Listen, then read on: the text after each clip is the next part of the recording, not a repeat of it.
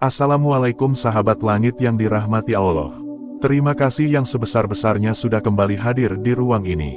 Kehadiranmu bukan sebuah kebetulan. Percayalah, jika kamu sedang menonton video ini, ada maksud besar dari Allah yang sedang mengetuk pintu hatimu. Setiap langkah, setiap klik, bahkan setiap detik yang membuatmu sampai di sini adalah bagian dari skenario Allah yang penuh rahasia. Maka jangan pernah menganggap remeh mengapa matamu diarahkan pada video ini. Ada pesan penting yang mungkin akan mengubah caramu memandang ibadah, bahkan bisa mengubah jalan hidupmu. Sahabat langit, kita semua tahu bahwa sholat adalah tiang agama. Sholat adalah penopang utama yang membedakan seorang muslim dari yang bukan. Ia adalah cahaya yang menuntun kita menuju ridha Allah. Tapi tahukah kamu, ada satu jenis sholat yang justru bisa mendatangkan murka Allah. Sebuah sholat yang tidak hanya sia-sia, melainkan bisa menjadi sebab kecelakaan di dunia dan akhirat. Betapa mengerikannya jika kita ternyata menjadi bagian dari orang-orang yang dimaksud dalam peringatan tersebut. Bayangkan, selama ini kita merasa telah menunaikan kewajiban, kita merasa aman karena sudah sholat 5 waktu. Namun ternyata, di balik itu semua, Allah menyiapkan ancaman keras bagi orang-orang yang salah dalam menunaikan sholat. Bahkan Al-Quran sendiri menyebut mereka sebagai golongan yang celaka.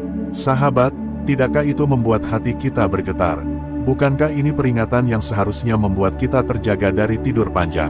Sebelum kita menggali lebih jauh, saya ingin mengajakmu untuk berinteraksi. Coba tulis angka 77 di kolom komentar. Angka ini bukan sekadar angka, melainkan simbol kesungguhan kita dalam menyalurkan energi positif dari langit. Angka ini menjadi tanda bahwa kita bersama-sama ingin memperbaiki diri, mengikat hati agar semakin dekat dengan Allah, dan menjadikan sholat kita bukan sebagai sumber murka, melainkan sumber rahmat. Sahabat langit, mari kita kembali merenung. Pernahkah kamu merasa sholatmu hanya sekadar rutinitas? Gerakan yang kau lakukan otomatis, bacaan yang hanya keluar dari mulut tanpa singgah ke hati? Pernahkah engkau berdiri, ruku, dan sujud tapi jiwamu melayang entah kemana? Jika iya, hati-hati, bisa jadi sholat seperti itu termasuk dalam golongan yang diperingatkan oleh Allah. Allah berfirman dalam surah Al-Ma'un ayat 4-5, maka celakalah orang-orang yang sholat, yaitu orang-orang yang lalai dari sholatnya. Perhatikan dengan baik, ayat ini tidak sedang membicarakan orang yang meninggalkan sholat. Tidak, ayat ini justru menamparkan kita yang sholat, namun sholatnya lalai. Orang yang berdiri di hadapan Allah, namun hatinya tidak ikut berdiri. Orang yang sujud dengan kening, tapi tidak dengan jiwa. Bayangkan betapa ngerinya. Kita merasa sudah menunaikan kewajiban, kita merasa sudah selamat, tapi ternyata kita termasuk golongan celaka. Apa yang lebih tragis dari keadaan seperti ini? Bukannya mendapatkan rahmat, kita justru menuai murka. Sahabat langit, betapa banyak orang yang tidak sadar bahwa sholatnya justru bisa menjadi malapetaka. Mereka sholat dengan tergesa-gesa, mereka sholat sambil memikirkan urusan dunia. Mereka sholat hanya karena takut dinilai buruk oleh orang lain. Mereka sholat untuk menjaga citra, bukan menjaga hubungan dengan Allah. Sholat seperti inilah yang berbahaya. Sholat yang tidak menghadirkan hati, sholat yang hanya gerakan, sholat yang kosong tanpa ruh. Pernahkah kamu melihat seseorang yang sholat secepat kilat? Belum sempat ayat terucap, sudah ruku. Belum sempat ruku dirasakan, sudah sujud. Sholat seperti ini ibarat orang memberi hadiah kepada rajanya, tetapi hadiah itu kotor, berdebu, bahkan rusak. Apakah hadiah seperti itu akan diterima? Tentu tidak. Begitu pula sholat yang kita lakukan tanpa kesungguhan, apakah Allah akan ridha? Atau justru murkanya yang turun? Disinilah letak peringatan keras dari Allah. Sholat yang tidak disertai dengan kesadaran, yang tidak dilaksanakan dengan penuh khusyuk, bisa menjadi bumerang. Ia tidak mengangkat doa kita, bahkan bisa menjadi sebab ditolaknya amal-amal lain. Nabi Muhammad pernah bersabda bahwa sholat adalah amal pertama yang akan dihisab. Jika sholatnya baik, maka seluruh amal baik akan mengikuti. Namun jika sholatnya rusak, maka rusaklah seluruh amal yang lain. Sahabat langit, mari kita bertanya pada diri sendiri.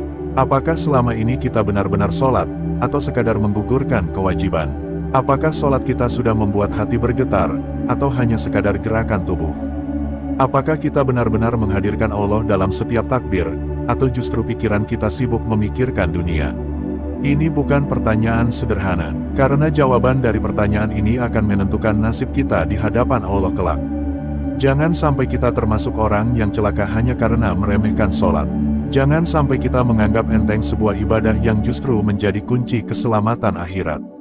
Sahabat langit, inilah yang akan kita gali lebih dalam pembahasan ini. Sholat yang mendatangkan murka Allah bukanlah sholat yang ditinggalkan, melainkan sholat yang dilakukan dengan lalai. Sholat yang tidak memberi cahaya, melainkan kegelapan. Sholat yang tidak mengangkat kita, melainkan menjatuhkan.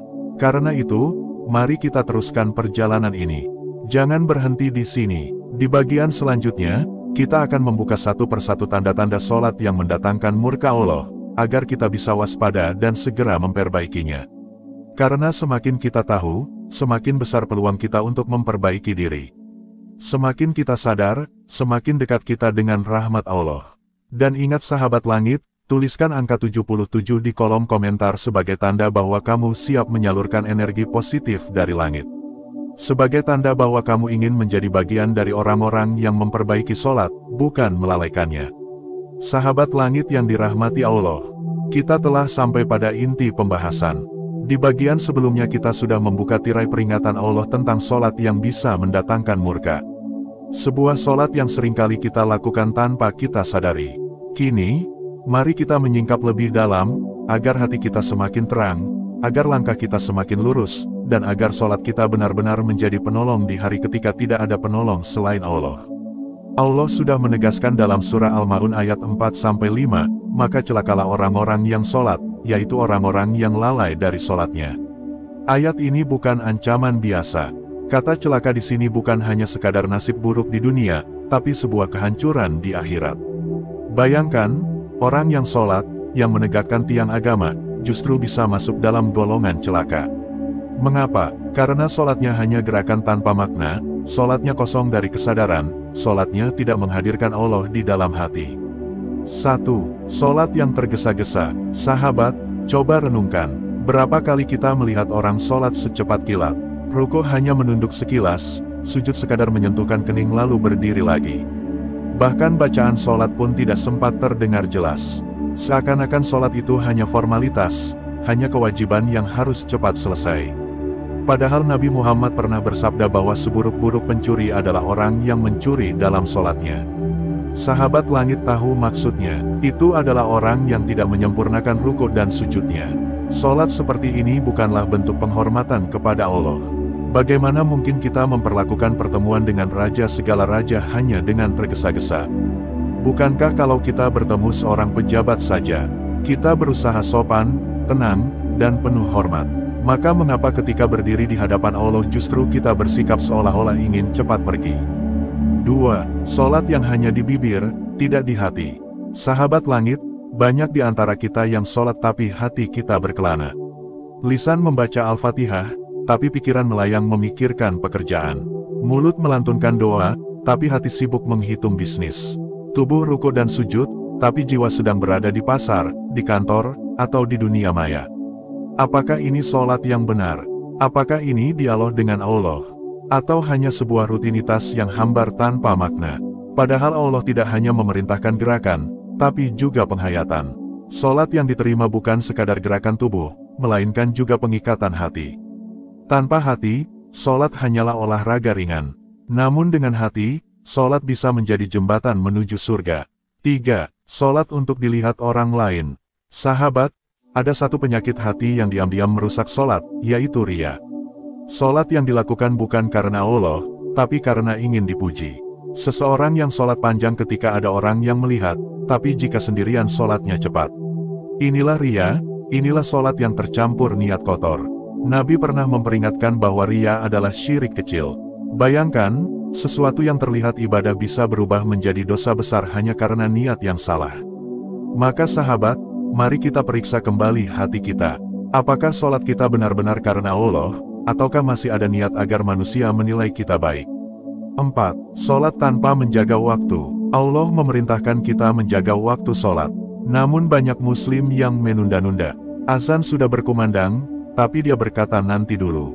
Waktu sudah sempit, baru dia bergegas. Bahkan ada yang menunda sampai hampir habis waktu. Sholat seperti ini menunjukkan bahwa dunia lebih utama daripada perintah Allah. Hatinya mendahulukan urusan lain dibandingkan panggilan Sang Pencipta. Maka jangan heran jika sholat seperti ini justru bisa mendatangkan murka, karena ia menunjukkan lemahnya rasa hormat pada Allah. Sahabat langit, bukankah jika ada panggilan dari atasan di kantor, kita akan segera datang? Bukankah jika ada panggilan telepon penting kita akan segera mengangkatnya? Mengapa ketika Allah memanggil lewat azan, kita justru berkata nanti saja? 5. Sholat tanpa buah dalam kehidupan. Sholat seharusnya mencegah perbuatan keji dan mungkar. Namun berapa banyak orang yang rajin sholat tapi masih menipu, masih berbohong, masih berbuat zalim. Sholatnya tidak memberi bekas pada perilakunya. Inilah yang disebut sholat tanpa ruh. Sholat yang hanya gerakan, bukan sholat yang memberi cahaya. Sahabat, sholat bukan hanya kewajiban ritual, tapi juga energi spiritual yang harus memancar ke dalam kehidupan. Jika setelah sholat kita masih berbuat maksiat, berarti ada yang salah dengan sholat kita. Jika sholat tidak mengubah akhlak, berarti sholat itu belum menyentuh hati. 6. Sholat yang kosong dari rasa butuh. Sahabat langit, pernahkah kita merasa benar-benar membutuhkan sholat? Atau kita sholat hanya karena takut dosa? Banyak di antara kita sholat bukan karena cinta kepada Allah, melainkan karena takut neraka. Padahal sholat adalah pertemuan penuh cinta. Sholat adalah kesempatan untuk mencurahkan kerinduan, untuk mengadukan segala kesedihan, untuk memohon segala pertolongan. Jika sholat hanya menjadi kewajiban kaku tanpa rasa butuh, maka sholat itu akan terasa hambar. Tidak ada getaran, tidak ada air mata, tidak ada kerendahan hati. Padahal Nabi Muhammad sering menangis dalam sholatnya, menunjukkan betapa ia merasakan dekatnya Allah dalam setiap gerakan. 7. Sholat yang tidak dijaga dari awal hingga akhir. Sahabat, menjaga sholat bukan hanya saat takbir pertama, tapi sejak kita bersuci, berwudu. Hingga salam terakhir, banyak orang wudunya asal-asalan, membasuh hanya sekadarnya. Banyak orang tidak menjaga kehusyukan sejak niat, sehingga sholatnya penuh gangguan. Bahkan setelah salam, banyak orang langsung beranjak tanpa berzikir, tanpa menyempurnakan ibadah. Sholat yang sempurna adalah sholat yang dijaga dari awal hingga akhir. Mulai dari niat yang lurus, wudu yang bersih, takbir yang penuh kesadaran, bacaan yang hadir di hati, gerakan yang tenang, sujud yang penuh kerendahan, hingga salam yang menutup dengan doa. Sahabat langit, inilah wajah-wajah sholat yang mendatangkan murka Allah. Sholat yang lalai, sholat yang tergesa, sholat yang tanpa hati, sholat yang hanya formalitas, sholat yang sekadar rutinitas, sholat yang kosong tanpa cinta. Dan celakanya, banyak muslim tidak sadar telah melakukannya setiap hari. Apakah kita ingin termasuk dalam golongan ini? Apakah kita ingin sholat kita yang seharusnya menjadi cahaya malah berubah menjadi kegelapan? Apakah kita rela ibadah yang kita lakukan sepanjang hidup justru menjadi sebab murka Allah? Tentu tidak. Karena itu, mari kita renungkan dengan hati yang dalam. Mari kita cek kembali sholat kita. Jangan sampai kita sholat hanya untuk menggugurkan kewajiban. Jangan sampai kita sholat hanya karena takut dosa. Jangan sampai kita sholat hanya karena ingin dinilai baik oleh manusia.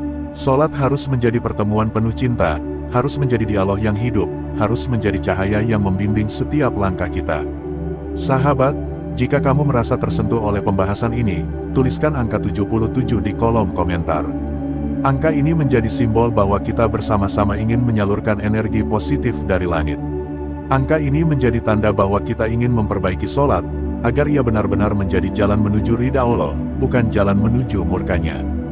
Dan jangan berhenti di sini, karena di bagian ketiga nanti, kita akan membahas bagaimana cara agar sholat kita tidak jatuh ke dalam golongan yang celaka. Kita akan membuka rahasia bagaimana menjadikan sholat kita sebagai ibadah yang penuh ruh, ibadah yang penuh cinta, ibadah yang benar-benar mengangkat derajat kita di sisi Allah. Jalan keluar agar sholat tidak menjadi sumber murka. Sahabat langit yang dirahmati Allah, setelah kita membahas bagaimana sholat bisa mendatangkan murka Allah, tentu hati kita bertanya-tanya. Apakah tidak ada jalan keluar? Apakah tidak ada cara agar sholat kita benar-benar diterima dan menjadi sumber cahaya, bukan sumber kegelapan? Tentu ada. Allah tidak mungkin memberi peringatan tanpa jalan keselamatan. Allah selalu membuka pintu tobat, selalu menyediakan jalan untuk kembali, selalu memberi kesempatan bagi hambanya untuk memperbaiki. Justru dengan adanya ancaman bagi orang-orang yang lalai dalam sholat, Allah ingin kita sadar dan kembali pada sholat yang benar. Mari kita pelajari bersama, bagaimana cara agar sholat kita tidak lagi menjadi sebab murka, melainkan menjadi jalan menuju rahmat-Nya. 1. Memurnikan niat. Sahabat langit, semua ibadah bergantung pada niat. Nabi Muhammad bersabda, sesungguhnya amal itu bergantung pada niat, dan setiap orang akan mendapatkan sesuai dengan niatnya. Sholat yang benar dimulai dari niat yang benar. Sholat bukan untuk pamer, bukan untuk menjaga citra, bukan karena takut dipandang buruk oleh manusia, tapi semata-mata karena Allah. Jika hati sudah ikhlas, maka seluruh gerakan sholat akan dipenuhi makna. Maka sebelum takbir, tanyakan pada diri kita, untuk siapa aku sholat? Apakah untuk Allah, ataukah untuk manusia? Jika jawabannya selain Allah, maka sholat itu tidak akan bernilai. 2. Menjaga wudhu dengan khusyuk. Wudhu adalah gerbang menuju sholat. Jika wudhu dilakukan asal-asalan, maka sholat pun akan kehilangan ruhnya.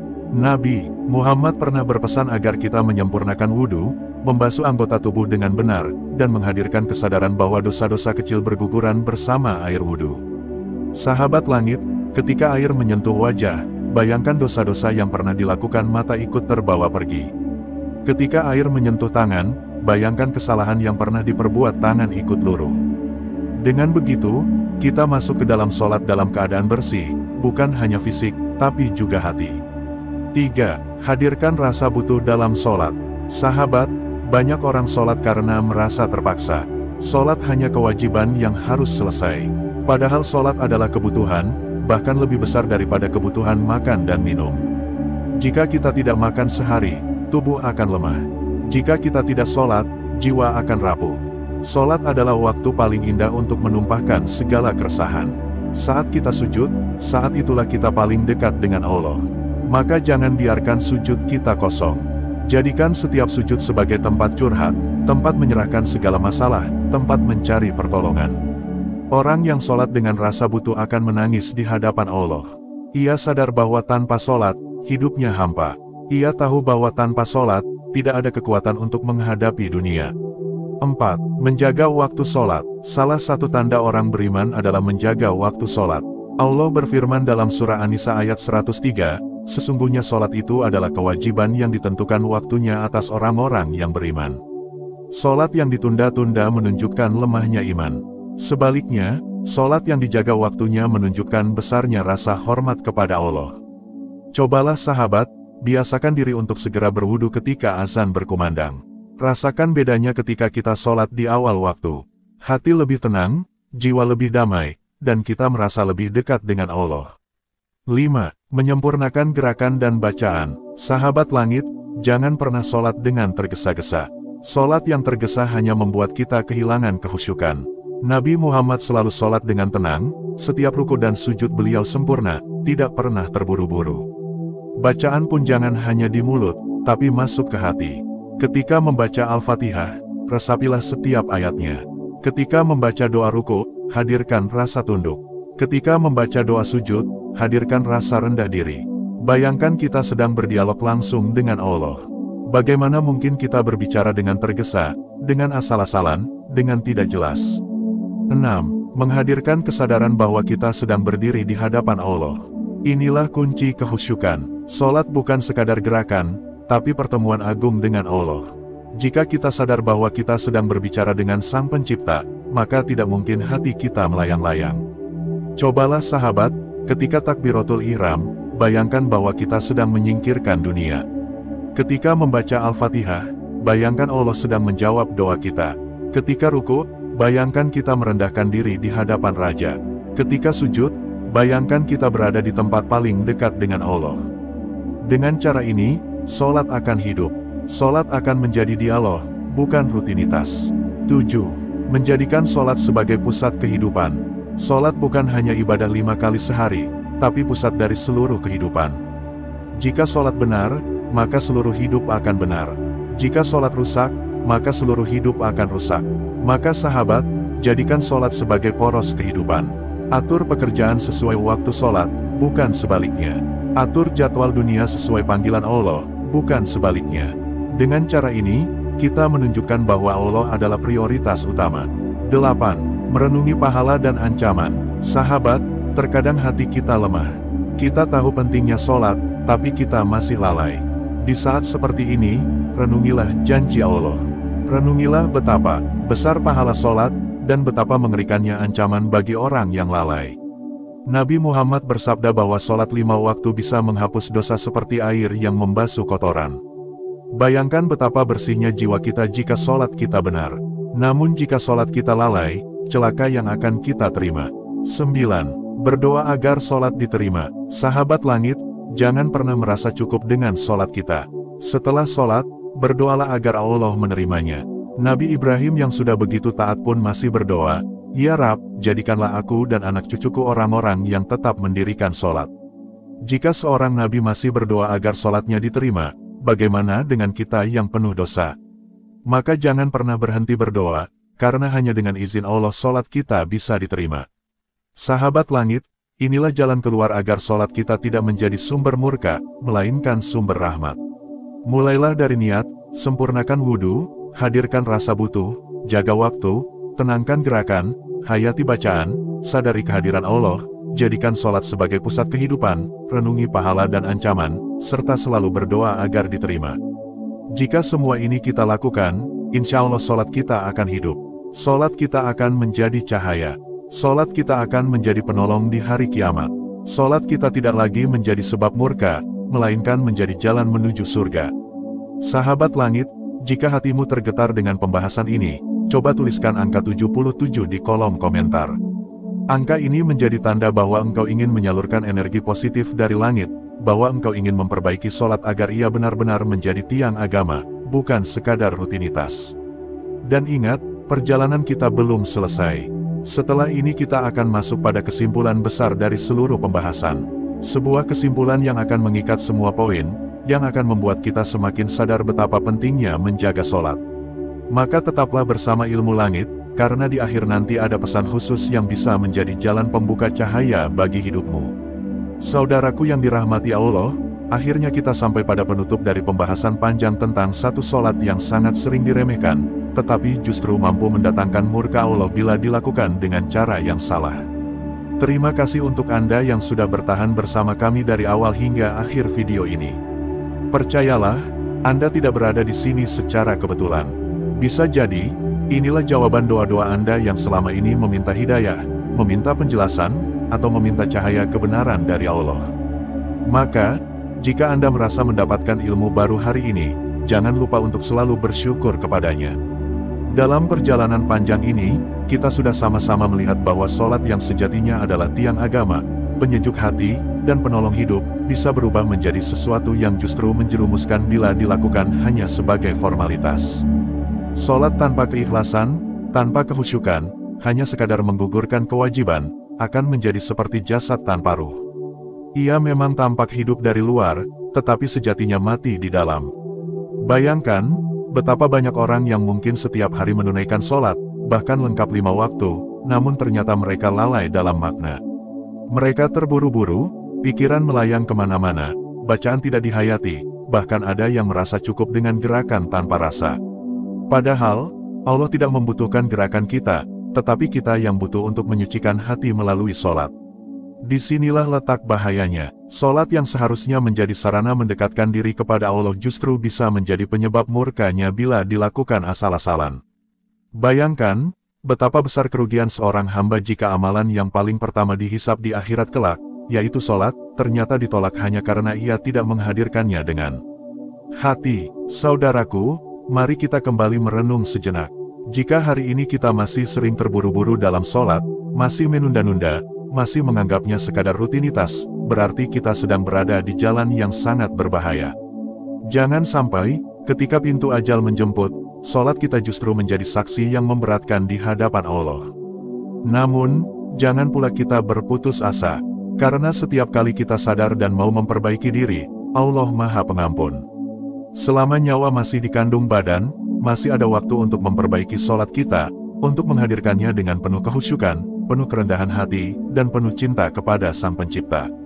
Bayangkan bagaimana indahnya bila setiap kali takbir kita, hati benar-benar tertuju kepada Allah. Bacaan kita bukan hanya lantunan lisan, melainkan doa yang keluar dari lubuk hati terdalam. Gerakan kita bukan sekadar formalitas, melainkan bentuk penghambaan tulus kepadanya. Solat seperti itulah yang akan menjadi cahaya di dunia, pelindung di alam kubur, dan penyelamat di akhirat kelak. Saudaraku yang saya cintai karena Allah, jangan biarkan hidup kita terbuang sia-sia hanya karena lalai dalam hal yang paling mendasar. Solat adalah tolok ukur seluruh amal kita. Jika ia baik, maka baiklah amal-amal yang lain. Tetapi jika ia rusak, maka rusaklah seluruh amal kita. Inilah mengapa kita harus sangat berhati-hati dalam menjaga kualitas solat. Mari kita mulai dari sekarang. Tidak perlu menunggu besok, tidak perlu menunggu hidayah besar datang, karena kesempatan terbaik adalah saat ini.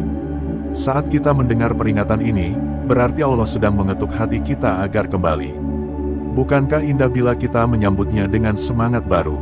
Saudaraku, saya ingin mengajak Anda semua untuk menuliskan angka 77 di kolom komentar sebagai tanda bahwa Anda siap memperbaiki solat, siap menjaga kualitas ibadah, dan siap menjadi hamba yang benar-benar mendekat kepada Allah dengan tulus. Angka sederhana itu bisa menjadi doa, bisa menjadi niat, bisa menjadi pengingat bahwa mulai hari ini, kita tidak akan lagi menganggap enteng solat. Kita akhiri kesimpulan ini dengan doa. Semoga Allah membimbing kita untuk senantiasa menegakkan solat dengan ikhlas, penuh kehusyukan, dan sesuai dengan tuntunan Rasulullah. Semoga setiap takbir kita menjadi pintu rahmat, setiap sujud kita menjadi penghapus dosa, dan setiap salam kita menjadi tanda keselamatan dunia dan akhirat. Ingatlah, saudaraku, solat bukan hanya gerakan, bukan hanya bacaan, bukan hanya kewajiban. Solat adalah percakapan suci antara hamba dengan Rabb-Nya. Jika kita mampu menjaga percakapan itu dengan hati, niscaya kita akan menjadi orang-orang yang dicintai Allah, dijaga malaikat, dan ditinggikan derajatnya di langit. Jangan pernah remehkan solat, karena satu solat saja bisa menjadi penentu nasib kita di hadapan Allah. Semoga kita semua termasuk orang-orang yang solatnya diterima, bukan ditolak. Jika Anda merasa tersentuh dengan pembahasan ini, jangan lupa untuk terus sebarkan kebaikan ini. Karena bisa jadi, dari tangan Anda, ada orang lain yang sadar, lalu memperbaiki solatnya, dan pahala itu mengalir juga untuk Anda tanpa berkurang sedikitpun. Terima kasih telah menyimak hingga akhir. Semoga hidup Anda penuh berkah, doa-doa Anda diijabah, dan langkah-langkah Anda selalu dalam ridho Allah. Sampai jumpa di pembahasan berikutnya, tetap jaga solat Anda, karena disitulah kunci kebahagiaan sejati. Saudaraku yang dirahmati Allah, kita sudah berjalan panjang bersama dalam pembahasan yang sangat penting ini. Sejak awal, kita sama-sama menyadari betapa besar rahmat dan kasih sayang Allah yang selalu membuka pintu taubat bagi hamba-hambanya. Namun, di sisi lain, kita juga perlu waspada, karena ada solat yang seharusnya menjadi jalan menuju rahmat, justru bisa berubah menjadi jalan menuju murka jika dilakukan dengan cara yang salah, dengan hati yang salah, atau dengan niat yang salah. Inilah yang seringkali tidak disadari oleh banyak umat Islam. Mereka mengira bahwa sekadar berdiri, ruku, dan sujud sudah cukup untuk disebut solat. Padahal, solat bukan hanya sekadar gerakan tubuh. Solat adalah komunikasi langsung dengan Rabb semesta alam, sebuah ikatan suci yang menjadi pembeda antara iman dan kufur, sebuah tiang yang akan menegakkan seluruh amal ibadah seorang hamba. Mari kita tarik napas sejenak, lalu renungkan dalam-dalam. Betapa banyak di antara kita yang solat, tetapi setelah salam, tidak ada bekas solat itu dalam kehidupannya. Mulut masih mudah berbohong, hati masih penuh iri dengki, mata masih mudah melihat hal-hal yang diharamkan, kaki masih ringan melangkah ke tempat maksiat, tangan masih ringan menyakiti orang lain, dan pikiran masih kotor oleh bisikan setan. Jika demikian, apakah solat seperti itu benar-benar diterima di hadapan Allah? Ataukah justru solat itu menambah murka karena dilakukan dengan tubuh, tetapi ditinggalkan oleh hati? Sahabatku, disinilah letak bahayanya. Karena solat bisa menjadi penolong, tetapi juga bisa menjadi penghancur. Rasulullah SAW pernah mengingatkan bahwa ada orang yang solat, tetapi solatnya hanya menjadi beban baginya, hanya menambah jauhnya ia dari rahmat Allah. Bagaimana mungkin solat yang seharusnya menyelamatkan justru menjerumuskan? Jawabannya sederhana, karena solat itu dilakukan tanpa menghadirkan hati. Bayangkan, kita berdiri di hadapan Sang Raja, tetapi pikiran kita melayang entah kemana. Bibir melafazkan bacaan, tetapi hati tidak mengerti maknanya. Ruku dan sujud dilakukan, tetapi tanpa rasa tunduk, tanpa rasa takut, tanpa rasa rindu. Lalu, bagaimana mungkin solat seperti ini menjadi perisai dari murka Allah? Solat yang kosong dari kehusyukan hanyalah gerakan tanpa jiwa. Ia bagai tubuh tanpa ruh, bagai bunga plastik yang tampak indah dari luar tetapi tak punya aroma. Allah tidak melihat sekadar bentuk, Allah melihat hati. Karena itu, meski sholat kita tampak panjang, bacaan kita terdengar merdu, jika hati kita lalai, maka sholat itu bisa jadi hanya menambah dosa, bukan pahala. Saudaraku, coba tanyakan pada diri kita masing-masing. Sudah berapa lama kita sholat hanya karena terbiasa? Sudah berapa lama kita sholat hanya karena takut dicela orang? Sudah berapa lama kita sholat tetapi tidak benar-benar menghadirkan hati? Jika sholat seperti ini terus kita lakukan, maka inilah sholat yang bisa mengundang murka Allah. Murka bukan karena sholat itu sendiri, melainkan karena kita mempermainkan sholat, kita menjadikannya sekadar formalitas tanpa makna. Di titik ini, kita harus berhenti sejenak, menundukkan kepala, dan mengakui kelemahan kita. Tidak ada di antara kita yang sempurna. Kita semua pernah lalai, kita semua pernah sholat tanpa khusyuk. Namun, yang membedakan seorang hamba yang mendapat rahmat dan seorang hamba yang mendapat murka adalah kesadarannya. Apakah ia mau memperbaiki? Apakah ia mau menata kembali niat dan hatinya? Ingatlah, Allah tidak menuntut kita untuk selalu sempurna. Allah tahu kelemahan hambanya, tetapi, yang Allah inginkan adalah kejujuran hati. Saat kita berusaha khusyuk meski sering gagal, saat kita berusaha menahan pikiran agar tetap fokus meski kadang melayang, saat kita berusaha menahan air mata saat sujud meski dada terasa sesak, itulah yang dilihat oleh Allah. Usaha itu, kesungguhan itu, niat itu, itulah yang menjadikan sholat kita bernilai. Karena itu, jangan sampai kita termasuk golongan orang yang disebut dalam Al-Quran, maka celakalah orang-orang yang sholat, yaitu orang-orang yang lalai dari sholatnya. Ayat ini bukan ditujukan pada orang yang tidak sholat, tetapi pada orang yang sholat dengan lalai. Betapa mengerikan, bukan? Mari kita bayangkan, jika suatu saat malaikat maut datang, lalu kita meninggal dalam keadaan lalai dalam sholat, apakah yang akan kita bawa menghadap Allah? Apakah sholat yang asal-asalan itu akan menjadi penyelamat? Ataukah justru menjadi saksi yang memberatkan kita di hadapannya? Sahabatku yang mulia, hidup ini singkat. Setiap detik adalah kesempatan yang tidak akan kembali. Jika hari ini kita masih diberi napas, maka jangan sia-siakan. Jadikan setiap sholat sebagai pertemuan terakhir dengan Rabb kita. Bayangkan bahwa setelah salam, kita mungkin tidak akan pernah lagi sujud di dunia. Dengan cara itu, hati kita akan lebih mudah khusyuk, air mata akan lebih mudah jatuh, dan sholat akan menjadi jauh lebih bermakna. Sholat yang benar, sholat yang penuh hati, sholat yang penuh rasa takut dan harap, itulah sholat yang akan mengangkat derajat kita, yang akan membuka pintu-pintu langit, yang akan menjadi cahaya di dunia dan akhirat. Sebaliknya, sholat yang kosong, sholat yang hanya sekadar gerakan, sholat yang dilakukan dengan hati lalai, bisa menjadi jalan menuju murka Allah. Maka, mulai sekarang, mari kita perbaiki. Jangan tunggu besok, jangan tunggu lusa. Setiap sholat adalah kesempatan emas. Hadirkan hati, pahami makna bacaan, dan bayangkan seolah-olah kita sedang berdiri di hadapan Allah secara langsung. Dengan cara itu, insya Allah, sholat kita tidak akan menjadi sebab murka, melainkan menjadi sebab datangnya rahmat dan ampunan. Saudaraku, kita sudah sampai di ujung pembahasan ini. Saya ingin mengajak Anda untuk bersyukur, karena masih diberi kesempatan oleh Allah untuk mendengar pesan ini.